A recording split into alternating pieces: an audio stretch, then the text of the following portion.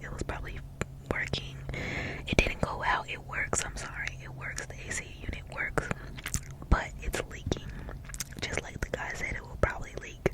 It is in fact leaking, and we didn't notice.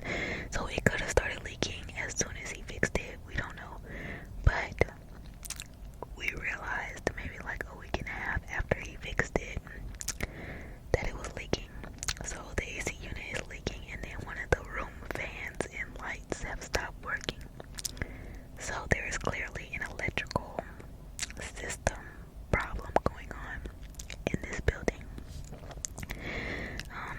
But anyway, I'm trying to think positive about the entire situation. I'm trying not to get like too engulfed into,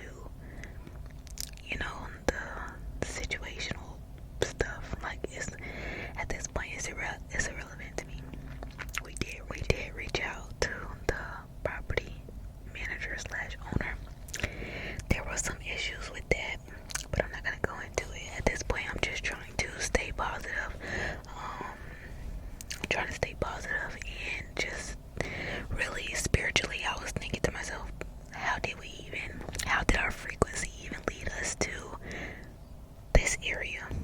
Like how? Because there are literal addicts and prostitutes that wander our neighborhood like all day and night, up and down the streets all day and night. It's literally giving, which to be honest you guys, this is literally a shell shock for me because I've never seen a real life prostitute until my adulthood. And sorry, my stomach is going insane.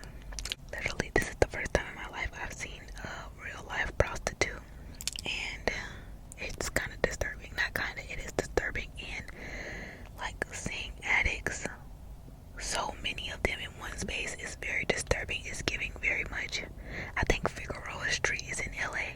Figueroa Street, is that right? Figueroa Street is in LA, and that's where like everything goes on. Or like Kensington, Philadelphia.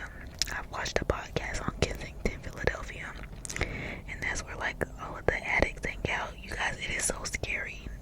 I don't think we have, it's not that many, it's not that scary where there's like tents and everything. It's not like that, but there are a lot of addicts that I see on a daily basis. At least 20 to 25 addicts and prostitutes that like go up and down the street all day, every day. And it's disturbing, to be honest. And I know you guys are probably like 20, 25, that's nothing. That's a lot when you're not used to it. And I kind of feel like I've been so shell shocked because this is not what I grew up seeing or witnessing, and it's disturbing. And it literally makes me sad. And I feel like, what is the government doing to fix this? Absolutely nothing. And it makes me frustrated. And literally every day when I'm going to work, when I'm coming home from work, I see them, and it just makes me sad. It disturbs my spirit. And it literally makes me feel like, what? How